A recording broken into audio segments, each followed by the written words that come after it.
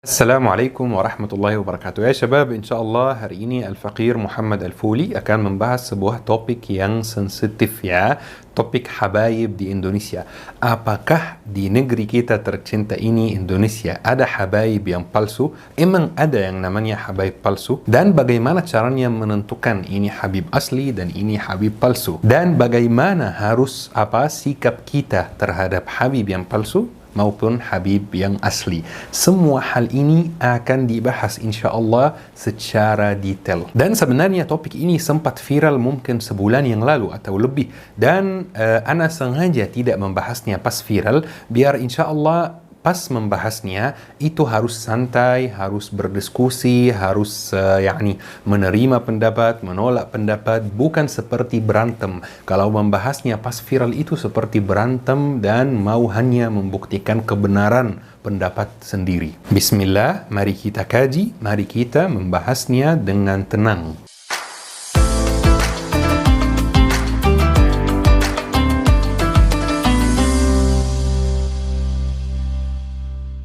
Ya syabab, Alhamdulillah Al-Faqir menuntut ilmu di Mesir dan Alhamdulillah juga sudah berinteraksi dengan banyak orang dari seluruh dunia karena memang saya kelahiran sana.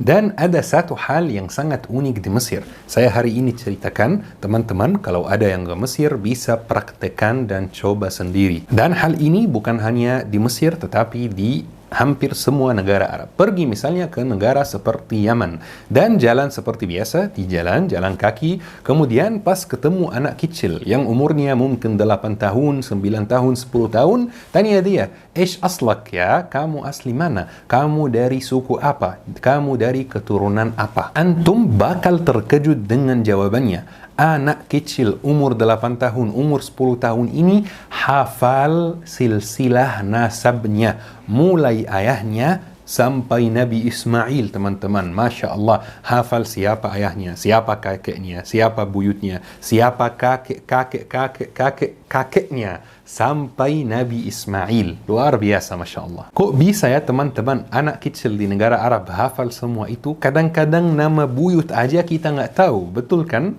Dan ini sebenarnya hal yang sangat wajar, karena ada tradisi di negara Arab, Arab Saudi, Yaman maupun Mesir, yang namanya ilmu ansab, ilmu nasab. Ini salah satu ilmu yang sangat canggih dan sangat modern di negara Arab.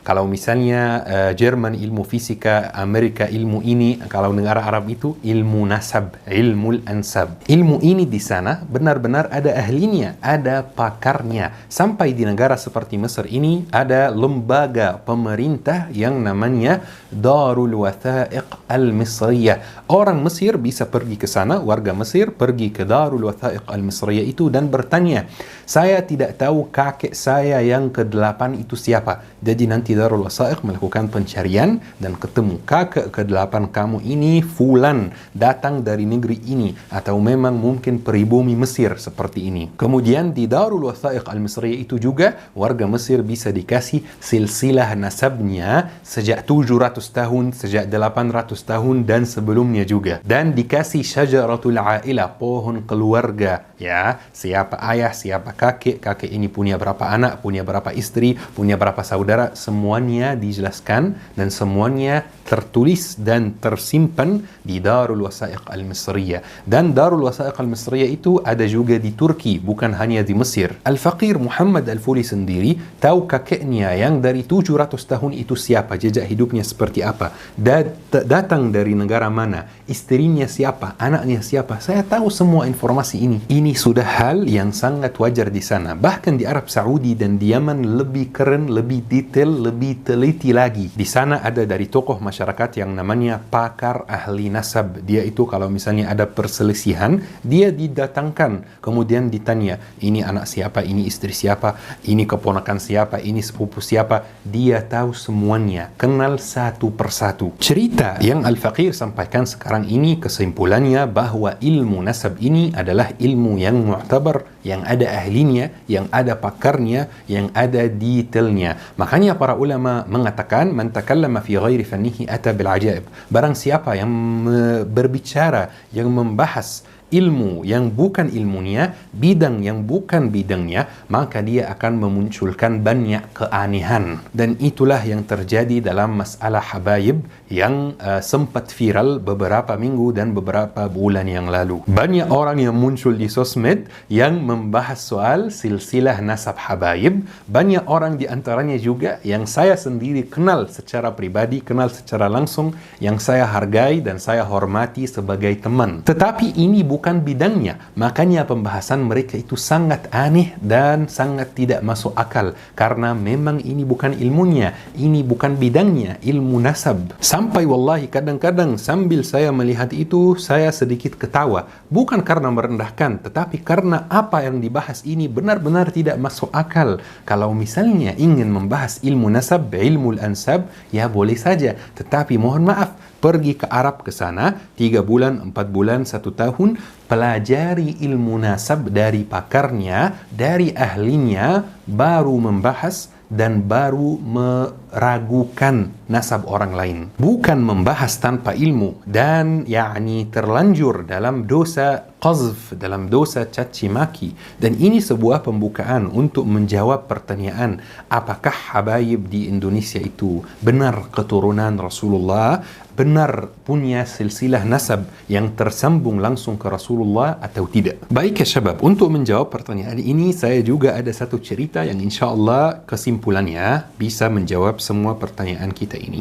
Alhamdulillah, kakek saya di Mesir, kakek Al-Faqir Muhammad Al-Fuli itu termasuk orang yang bisa dibilang tokoh masyarakat dan atau bisa dibilang pejabat penting atau bisa dibilang saya nggak tahu istilahnya apa, tetapi pokoknya di tempat kerja beliau sangat disukai orang, beliau sangat terkenal dan sangat dihormati dan sangat dihargai oleh orang-orang sekitar. Ini bukan sombong ya, ini saya cuma menjelaskan tanpa memberi detail biar juga menjaga privasi keluarga di Mesir. Jadi setelah kakak meninggal dunia, saya pas umur mungkin 10 tahun, 11 tahun, kurang ingat, pokoknya masih kecil, saya sempat ke tempat kerja beliau, di mana beliau itu sangat terkenal ya. Saya iseng main ke sana, saya mau lihat-lihat saja. Pas saya mau masuk, kemudian ditanya oleh satpam, kamu ini siapa? Saya menjawab, saya Muhammad Al-Fuli, kakek, cucu Fulan Al-Fulani. Masya Allah, satpamnya terkejut dan satpamnya sangat senang. Langsung dikasih tempat duduk, langsung dikasih makanan, langsung dikasih minuman. Masya Allah, luar biasa. Bahkan yang lebih menakjubkan lagi, pemimpin baru tempat tersebut yang umurnya 60-an, yang juga merupakan orang yang sangat terhormat, yang juga merupakan tokoh masyarakat, dia turun dari kantornya untuk menyapa anak kecil yang umurnya 10 tahun dan tanya kabarnya. Luar biasa ya syabab. Ternyata pemimpin yang baru itu merupakan muridnya kakek saya. Kira-kira kenapa dia melakukan seperti itu? Kira-kira kenapa orang umurnya 60-an yang Masya Allah punya jabatan yang sangat tinggi datang turun dari kantornya dan menyapa, menghormati anak kecil yang umurnya 10 tahun? Jawabannya dengan sederhana, karena dia mau membalas kebaikan kakek dengan memuliakan, menghormati, menghargai keturunannya, dengan memuliakan cucunya. Satu pertanyaan lagi, apakah pemimpin tersebut sebelum menyapa saya, apakah dia berhenti dan bilang, oh, kamu yakin kamu ini keturunan guru saya? Kamu yakin kamu ini keturunan beliau? Kamu mana buktinya kalau kamu keturunan guru saya? Dia nggak melakukan ini karena dia tahu kalau dalam Islam ini hukumnya haram. Haram hukumnya kita meragukan nasab seseorang. Ini dosa yang tidak kecil, teman-teman. Dalam agama Islam, jika ada satu orang yang mengaku misalnya dari keturunan si fulan, dilarang kita mengingkari, terima saja. Tetapi di waktu yang sama, ada ancaman yang sangat berat buat orang yang mengaku dari sebuah keturunan, tetapi ternyata mereka bukan dari keturunan tersebut. Ada ancaman yang lebih berat lagi dan dosa yang lebih besar lagi. Rasulullah bersabda, "Man idda'a ila ghairi abihi wa huwa ya'lamu annahu ghairu abihi, fal jannatu 'alaihi haram." Barang siapa yang mengaku bernasab ke selain ayahnya dan dia tahu kalau ini bukan ayahnya, maka surga diharamkan atasnya. Surga diharamkan Apalagi ini ayat teman-teman, ancaman yang sangat berat. Rasulullah bersabda, "Laisa min rajulun yadda'i ila ghairi abihi wa huwa ya'lamuhu illa kafar." Barang siapa yang mengaku bernasab ke selain ayahnya dan dia tahu kalau ini bukan ayahnya, maka dia kafir, keluar dari golongan muslimin. Subhanallah ya syabab, ancaman yang sangat keras. Tetapi kalau diperhatikan, konsekuensinya di akhirat, bukan di dunia. Misalnya tidak masuk surga, misalnya kafir, semuanya konsekuensinya di akhirat, bukan di dunia. Kalau kita di dunia, kita tidak berhak meragukan nasab seseorang. Kita tidak berhak mengatakan kepada seseorang, nasab kamu bermasalah, buktikan. Karena ini termasuk caci maki, termasuk qazf, dan ada dosanya. Jika kita merasa kalau dia itu misalnya berbohong, tinggal diam saja, terima saja. Sudah, nanti di akhirat semuanya akan jelas. Mungkin ada yang akan bertanya, berarti Ustaz, kita tidak boleh menanyakan nasab habaib di Indonesia, betul kan? Jawabannya, menurut saya, menurut Al-Faqir, tidak boleh dan tidak penting dan tidak bermanfaat jika kita menanyakan nasab siapapun. Tetapi untuk mengantisipasi masalah tersebut, keturunan Rasulullah di setiap negara yang mereka kunjungi, mereka mendirikan lembaga, yayasan untuk memverifikasi, untuk mengecek nasab silsilah setiap orang yang mengaku kalau dia dari keturunan Rasulullah sallallahu alaihi wasallam. Setiap orang yang mengaku hal tersebut dicek oleh yayasan yang mereka dirikan itu. Kira-kira dia benar, jujur atau bohong. Kalau di Mesir misalnya namanya Niqabatul Ashraf. Kalau ada yang keturunan Rasulullah, pasti dia punya karneh, punya kartu dari Niqabatul Ashraf tersebut yang isinya betul orang ini dari silsilah nasab Rasulullah sallallahu alaihi wasallam. Kalau kita di Indonesia ada Ar-Rabitah Al-Alawiyah. Ar-Rabitah Al-Alawiyah ini fungsinya kalau benar Habib, benar nasabnya tersambung ke Rasulullah sallallahu alaihi wasallam, berarti punya surat, punya buku, punya karne dari Ar-Rabitah Al-Alawiyah. Karena Niqabatul Ashraf di Mesir dan Ar-Rabitah Al-Alawiyah mendatangkan pakar ilmu nasab, ahli ilmu nasab yang bisa menentukan ini anak siapa, ini kakek siapa, kakek nomor berapa yang pindah dari misalnya dari Yaman ke Indonesia dan seterusnya. Pakar ahlinya yang menentukan, sebagaimana jika dokter menentukan sebuah obat yang kita harus makan, kita tetap makan walaupun kita tidak tahu bahan obat ini apa, efek samping obat ini apa, walaupun kita tidak tahu setiap bahan itu positifnya apa, negatifnya apa, kita tidak tahu, tetapi kita tetap makan karena obat ini dikasih oleh ahlinya, pakar ilmu kesehatan. Dalam contoh soal nasab ini, juga nasab ditentukan oleh ahlinya, oleh pakar ilmu nasab. Maka kita tidak boleh meragukan kalau kita tidak punya ilmu dalam soal nasab ini. Jadi ya syabab, solusinya mudah untuk mengetahui ini Habib atau bukan. Jika terdaftar dalam Rabitah Alawiyah, maka dia 100% Habib. Tidak ada keraguan dan tidak boleh ada yang meragukan karena dia dapat sertifikat, dapat pengakuan dari pakar ilmu nasab bahwa dia keturunan Rasulullah. Tidak ada keraguan dan tidak boleh ada yang meragukan. Ya syabab, dalam cerita yang Al-Faqir Muhammad Al-Fuli tadi sampaikan, orang yang jabatannya tinggi itu yang umurnya 60-an menghormati dan menghargai anak kecil yang umurnya 10 tahun karena kakek anak kecil tersebut, yaitu saya waktu itu, merupakan guru pejabat tersebut.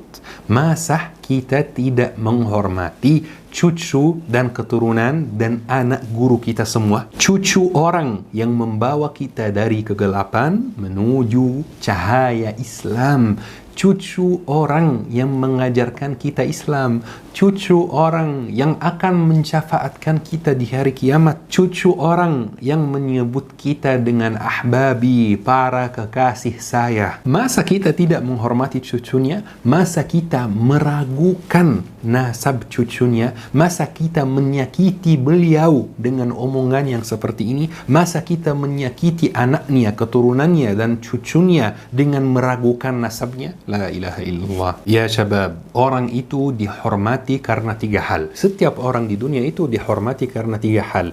Semakin dia menguasai 3 hal tersebut, maka semakin dia dihormati.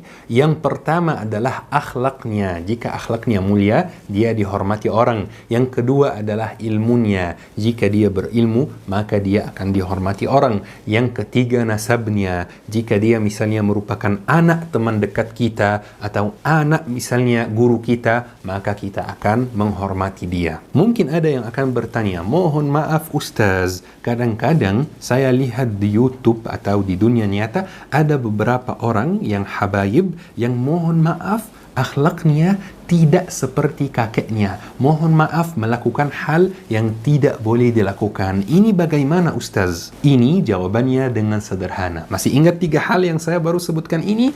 Akhlaknya, ilmunya, dan nasabnya. Jika orang itu yang mohon maaf akhlaknya kurang, dia itu akhlaknya misalnya tidak dapat, ilmunya tidak dapat, tetap dapat nasabnya, maka kita tetap menghormati dia karena nasabnya, bukan karena akhlaknya, bukan karena ilmunya. Tetapi kalau misalnya kita ketemu Habib yang akhlaknya dapat, yang ilmunya dapat, yang nasabnya dapat, maka ini wajib dihargai, wajib dihormati, wajib dimuliakan, karena bisa menjadi guru sekaligus murabbi.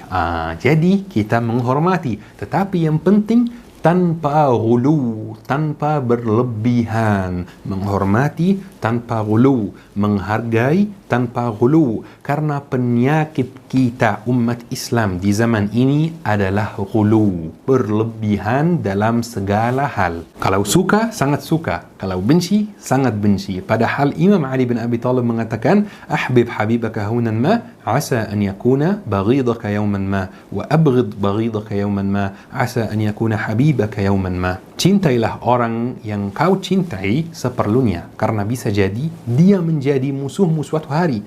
Dan bencilah orang yang kau benci seperlunya, karena bisa jadi dia menjadi orang kekasihmu, orang yang kau suka suatu hari. Ini masalah kita teman-teman, masalah umat kita di zaman ini, yaitu ghulu, berlebihan, makan berlebihan, minum berlebihan, main HP berlebihan, nongkrong berlebihan, pamer harta dan kekayaan berlebihan, suka berlebihan, benci berlebihan. 50% dari masalah kita akan hilang jika kita menghindari sifat ghulu, sifat berlebihan ini. Jadi ya syabab, kesimpulan dari kajian hari ini insyaallah sangat sederhana. Yang pertama, kita tidak boleh meragukan dan membicarakan nasab seseorang kalau kita tidak menguasai ilmu nasab, sebagaimana kita tidak boleh membicarakan dan memberi nasihat dan merasa tahu semua dalam soal ilmu kesehatan dan obat-obatan kalau kita tidak menguasai ilmu kedokteran. Bahkan dalam undang-undang kalau kita memberi nasihat atau masukan